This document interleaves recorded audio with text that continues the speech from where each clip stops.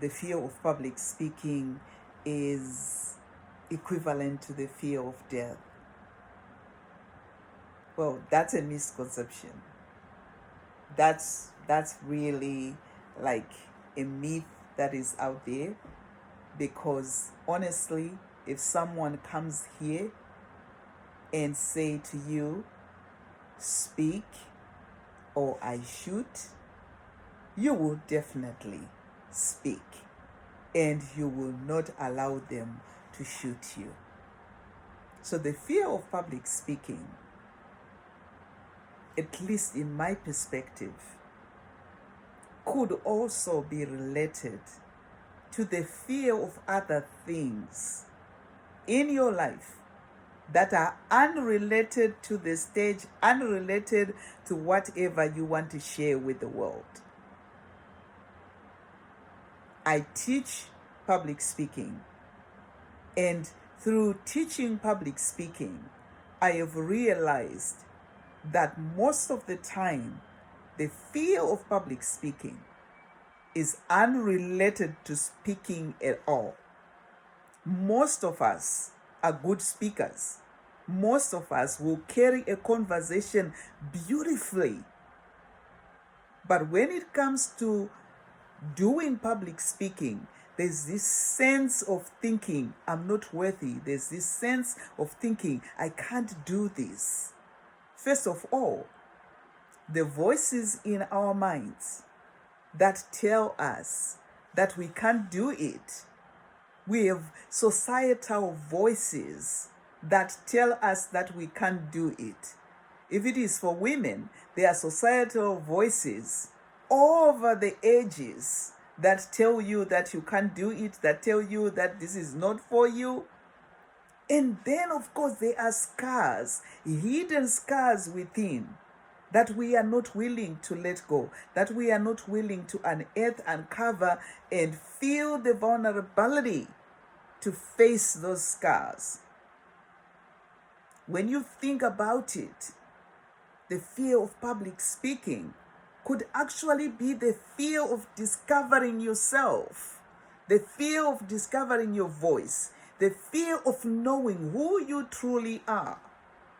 Because when you do public speaking, in order for what you are saying to resonate with your audience, what you are saying have to resonate with you first. What you are saying must be believed by you first.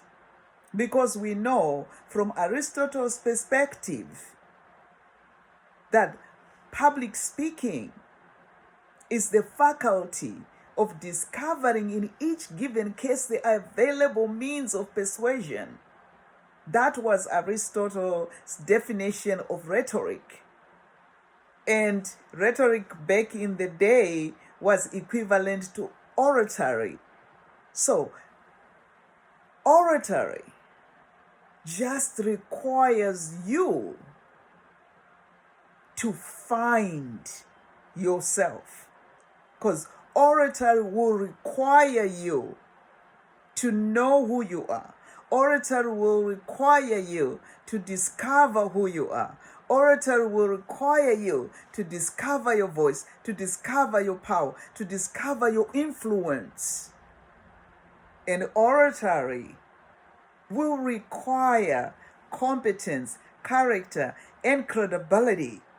So some of our fear of public speaking could be related to those things, that if you don't have the competence, if you have not practiced it, if you have not found a good message to say, then you're going to shy away from it.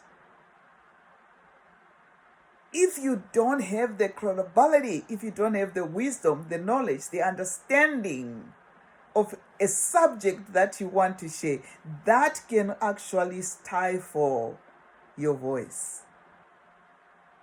But most people, it's not about content. Most people, is about building the confidence to get on the stage and say something meaningful. Now, confidence will require you to actually do some work and build your confidence. But there is no way You can build your confidence without self-discovery. There is no way you can know yourself without taking some time to reflect, to be self-aware. I learned from Anthony DeMaro that, I don't think I said the last name properly, but I learned from Anthony that